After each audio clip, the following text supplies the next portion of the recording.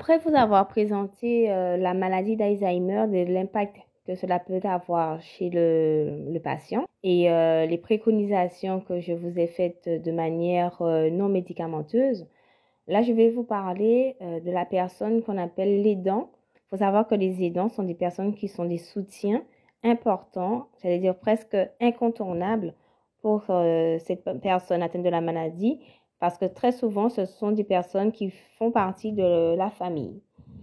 Et ces personnes ont tendance à parfois s'oublier en pensant un petit peu, en donnant peut-être un peu trop de leur personne à cette personne qui est atteinte de la maladie d'Alzheimer. Alors, au niveau de l'accompagnement de la personne aidante, il est important que cette personne soit bien accompagnée. Donc, on ne se dit pas juste aidant comme ça et on fait.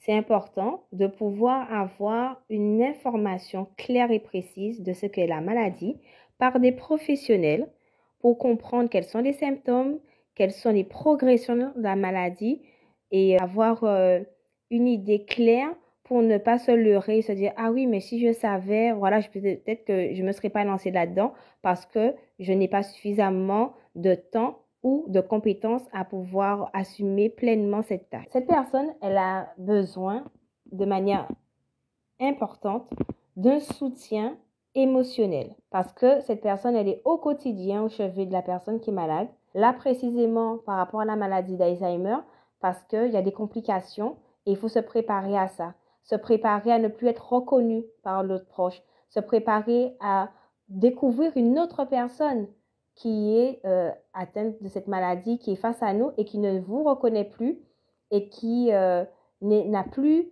autant de punch ou de capacité à faire des choses. Il est important de toujours avoir un œil bienveillant vis-à-vis de la personne malade face à soi. Cette personne malade face à vous, qui êtes l'aidant, oui, peut-être qu'elle ne vous reconnaît pas, peut-être qu'elle est agressive vis-à-vis de vous, peut-être qu'elle vous insulte, qu'elle vous bouscule ou qu'elle est juste là et qu'elle a l'impression de ne même pas vous voir, comme si vous serez quelqu'un d'invisible. Mais il faut comprendre que ce n'est pas de son fait, mais bien à cause de cette maladie d'Alzheimer qui est en train de la traverser dans ce cours de sa vie. Alors, je disais tout à l'heure qu'il était important que vous, l'aidant, vous puissiez avoir un soutien au niveau émotionnel.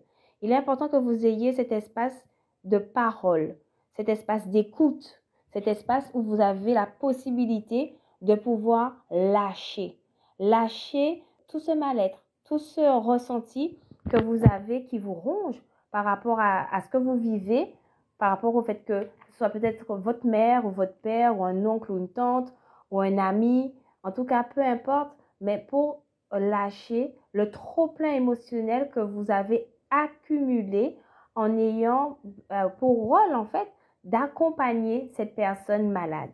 Vous avez la possibilité de vous rapprocher d'associations d'aidants pour avoir justement cet espace de parole. Et ne vous sentez pas rabaissé ou diminué parce que vous allez vers ces associations. Bien au contraire, c'est votre droit, c'est votre besoin.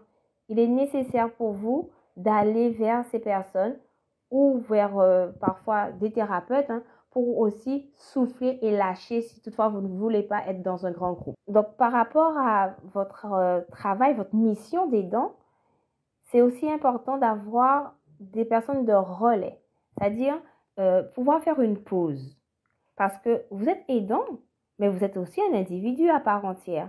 Donc, il est très important que vous ayez cet espace de répit, que vous puissiez à un moment donné vous dire, là, il est temps pour moi de prendre une pause, que ce soit peut-être dans une journée pour penser à vous. Peut-être que vous avez vous-même votre propre famille à gérer, mais il est important que vous ayez votre temps à vous pour ne pas vous perdre. Cette personne qui est malade est quelque part dans un monde qui est le sien.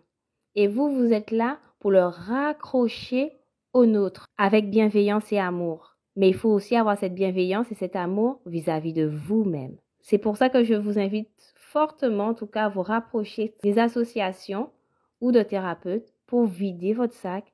Et au niveau des associations, vous pouvez avoir justement l'aide de d'autres professionnels pour pouvoir faire des relais, pour bénéficier de ces temps de répit dont vous avez besoin. Merci pour votre écoute et à très bientôt dans votre émission La pratique du bonheur présentée par Tania Sensé. À très bientôt.